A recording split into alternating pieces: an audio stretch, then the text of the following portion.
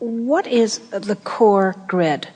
I mean, the word grid doesn't resonate with me, but we know it's attractive. The reason that we use the word grid is because we are wanting to find a way of amplifying for you your understanding that you do have a point of attraction. But most people don't want to think about their point of attraction until it's fleshed in with the details that they want.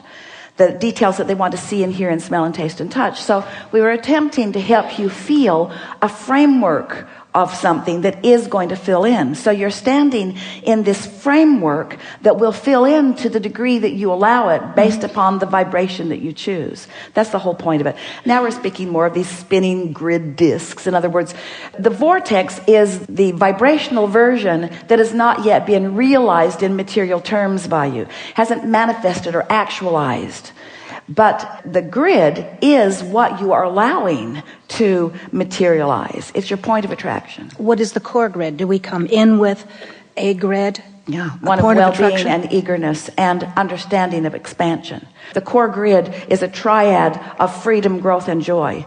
So free you can choose bondage. Growth never ending because the expansion is inevitable, and joy is the piece that we are wanting to amplify, because when you care about that, then that is your core grid: freedom, growth, and joy, and a complete understanding and expectation of it. Can we betray that grid? Do it all the time. You do it all the time. We say freedom, growth, and joy, and our physical friends say, yes, growth, growth, growth. We say, yeah, but joy. Oh, yeah, but growth, growth, growth. In other words, anytime you're feeling negative emotion, you're betraying that grid. How about that? Okay. Anytime you feel any negative emotion, you're not in sync with who you really are and what you intended when you got here. But you see, the core grid isn't something that you came with only. It's something that you came with and has been expanding through what you've been living. So we want to talk about this core vortex even more than we do the core grid at first. We want you to understand this evolving, expanding, evolving vortex, the evolution of all things in that vortex. But then you got to understand, in order to do step 3, you got to understand that you have to now establish deliberately a relationship with that core vortex. And that's why we're talking about your point of attraction. You see, the only reason that you can ever feel negative emotion is because you have the potential of 2 vantage points: who you really are and what you really know, and who you're letting yourself be right here and now. And so you might say, we like the terminology that you're presenting here. You might say, in fact, we would like to say, in fact, we're going to say, eventually, that awareness of what you're doing with your grid in relationship to your vortex, your awareness of the emotions that you are feeling, is everything that matters. You want to know what you're doing with your now, let's call it core grid, in relationship with that expanded part of you. It's the only thing that matters. In my life, I've experienced a lot of betrayal, usually in work. I don't think I am where I'm supposed to be, but... We're going to interrupt, and we are going to contradict you. Oh. We won't contradict you, we're just going to clarify. Okay. Betrayal in the way that humans mean it doesn't exist, because it's just people hopping on the disc that you've provided. Exactly. I know that the so outer... they're not betraying you, they're honoring your vibrational frequency. Exactly. Yeah, exactly.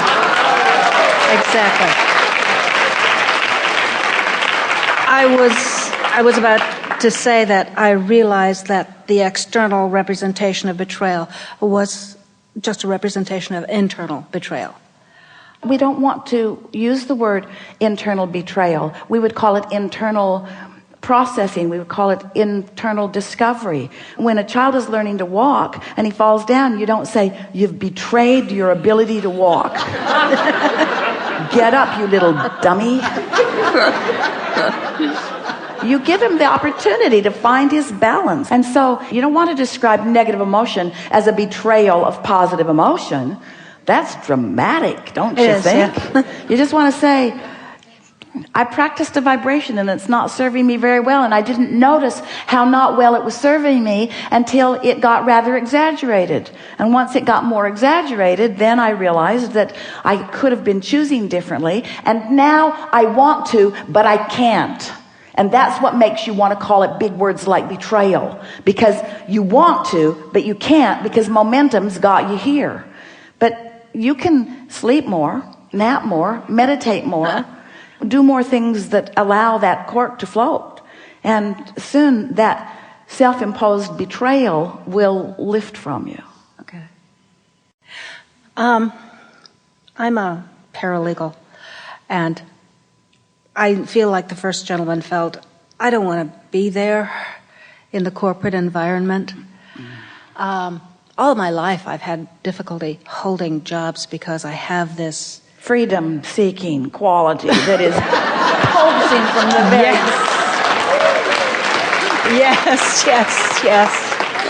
But when you discover your freedom to choose the disc and the leverage that it provides you, you won't be too picky about where you're standing, because you will understand you can control each and every environment in which you participate. Okay. It's your lack of freedom that you assign yourself because of your lack of control, which you just haven't practiced. And it's because you and almost everybody else you know has been approaching life after the manifestation instead of before. In other words, most people spend most of their time looking at piles of manifestation and evaluating them. Okay. And in the evaluation process, you choose all kinds of discs that you don't want, where if you could get out ahead of the manifestation, that's what we're talking about here. Pick a disc, pick a vibration, pre-manifestation. Today, this is the disc I'm on because I said so. And because I've practiced it, and so it's easy for me to mean it and stay there. And now, let's just see what manifestations will ensue as a result of selecting this. And the first day, you might make it through breakfast. Maybe not that far.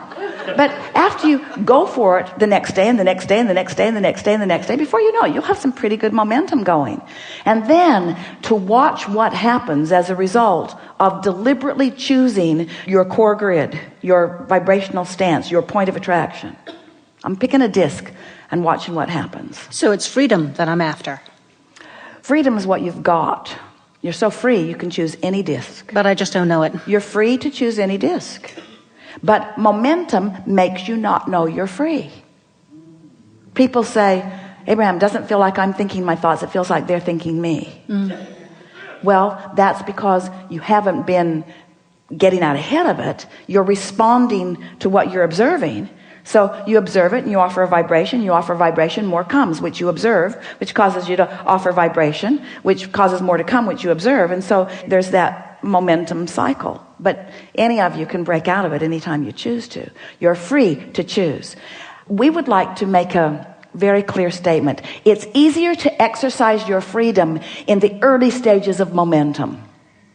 And when you're in an occupation where there has been long-standing pushing against, there's some momentum going, but it's not momentum that you can't override. In other words, in all fields, in all endeavors, in everything that you do, there are layers of vibrational frequencies. And if you'll just choose your frequency and then go to work, choose your frequency and then go to work, choose your frequency, then write the letter, choose your frequency and then choose your frequency, and then you'll begin to notice everything that matters to you conforming to your frequency. Where most of you are picking a frequency without realizing it, and then law of attraction is causing the conforming to that frequency, and then you feel not free because you said, I didn't choose this stuff. And we say, yes you did. No I didn't. Yes you did. No I didn't. Well, you chose it vibrationally. Well, I don't want to hear that crap, Abraham. I want to talk about vibration. I want to talk about what's happening to me. And we say, what's happening to you is because of the vibration that you're choosing. How do I know? We say there's two ways you can tell what disc you're choosing. There's two ways. By how you feel when you choose it, and by what manifests because you chose it. So it requires a lot of consciousness. Requires some consciousness. And self-discipline. It requires some caring about how you feel. We would use the word focus rather than discipline, because discipline is like trying to hold back the momentum that I've already established. So many people are using their effort and their discipline to overcome their sloppy choosing of discs. And when you start deliberately choosing discs, then you don't have to use effort and discipline to overcome what you've chosen vibrationally. The universe just says, here. Esther's laughing the other day because she chose a disc that didn't feel that good, and she actually heard the universe say, oh, you don't like that? Here's some more.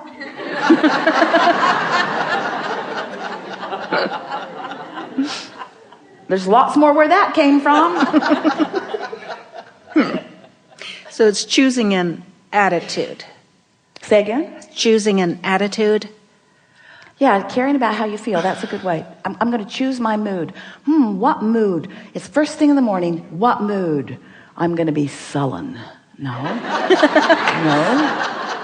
I'm going to be overwhelmed. That's familiar. I'm going to be hateful. No, not so much. Early on, they're your options. Hateful, overwhelmed, revengeful, fearful, hopeful, eager, enthusiastic, loving, appreciative, happy, high-flying, low-flying. In other words, you can use whatever words. You know what they feel like. You get to choose, but you got to choose early. So you choose early. And then your kids wake up.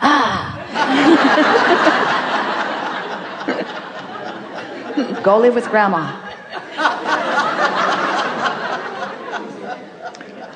But as you choose more and more, as you deliberately choose more and more, then it's just easier. You gain momentum on that.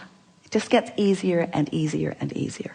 Until in time, you've given so little airtime to those things that don't feel so good, because you really only have a handful of issues that are causing you to repetitively believe.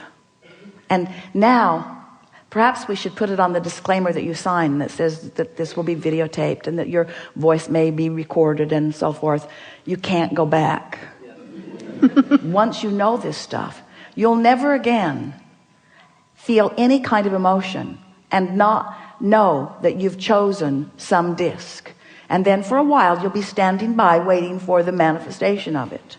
And as the manifestation never betrays you, because the law of attraction never gets squirrely on you. It always gives you exactly back the frequency that you're putting out. Right. In time, you'll gain deliberate, conscious, joyous control of your vibrational output. And when you do, now you've got deliberate, joyous, conscious control of what comes back to you. And people will be watching you and they'll say, how is it that everything always works out for you?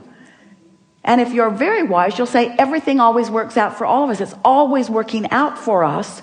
It's giving us exactly the disc that we are positioning ourselves on and practicing. And you know that. Think about the people that you know.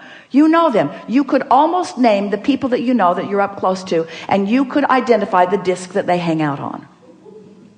And the fact that you know them well means that you're on there with them.